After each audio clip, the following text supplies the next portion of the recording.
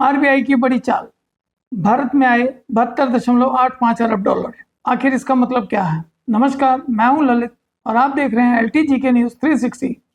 आज बात करेंगे भारतीय अर्थव्यवस्था से जुड़ी एक ऐसी खबर की जो पहली नज़र में थोड़ी तकनीकी लग सकती है, लेकिन इसका असर आपकी जेब, रुपए की मजबूती और देश की आर्थिक स्थिति पर पड़ सकता है। भारतीय रिजर्व बैंक यानी आरबीआई की एक विशेष योजना के तहत भारत में 72.85 अरब डॉलर का विदेशी मुद्रा प्रवाह हुआ है।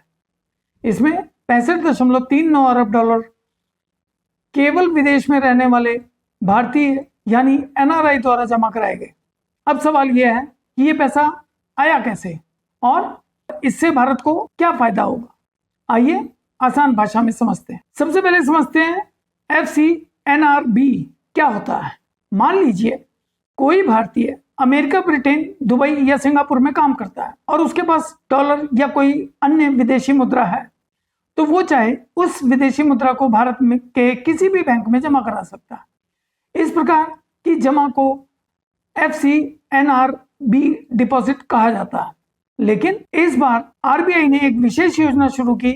उसने भारतीय बैंकों को ऐसी सुविधा दे दी कि NRIs को अधिक आकर्षक शर्तों पर जमा स्वीकार कर सकें और इसका परिणाम यह हुआ कि बड़ी मात्रा में डॉलर भारत में आ गए। अब सवाल है कि आरबीआई को अचानक इतनी बड़ी मात्रा में डॉलर की जरूरत क्यों पड़ी? दरअसल पिछले कुछ समय में दुनिया में कई तरीके की अनिश्चितताएं बनी हुई हैं।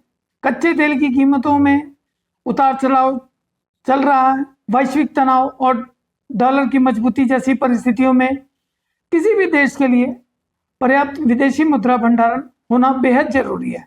भारत तेल का बड़ा आयातक है। जब हमारे पास पर्याप्त डॉलर होते हैं तो तेल और दूसरी अन्य जरूरी वस्तुओं का आयात करना आसान रहता है और रुपए पर भी दबाव कम पड़ता है।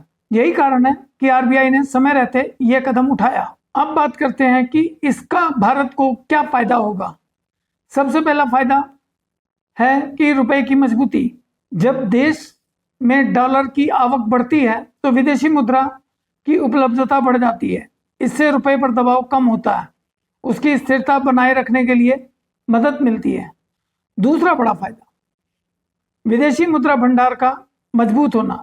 यदि भविष्य में कोई वैश्विक आर्थिक संकट आ जाता है या तेल की कीमतें अचानक बढ़ जाती हैं, तो आरबीआई के पास पर्याप्त डॉलर होंगे जिससे स्थिति को संभालना आसान होगा। तीसरा फायदा, दुनिया को एक मजबूत संदेश जाएगा। इतने बड़ी मात्रा में डॉलर का भारत में आना बताता है कि प्रवासी भारतीयों और वैश्विक निवेशकों का भारतीय बैंकिंग व्यवस्था और भारतीय अर्थव्यवस्था पर भरोसा कायम है। लेकिन इस खबर का केवल सकारात्मक पक्ष ही है, ऐसा नहीं है। ये पैसा हमेशा के लिए भारत में नहीं रहेगा।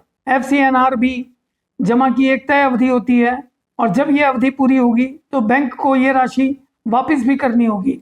इसलिए आरबीआई को भविष्य में इन जमाओं का प्रबंधन, यानी आज ये भारत की आर्थिक ताकत का संकेत है, लेकिन आगे इसकी सही योजना बनाना भी उतना ही महत्वपूर्ण होगा।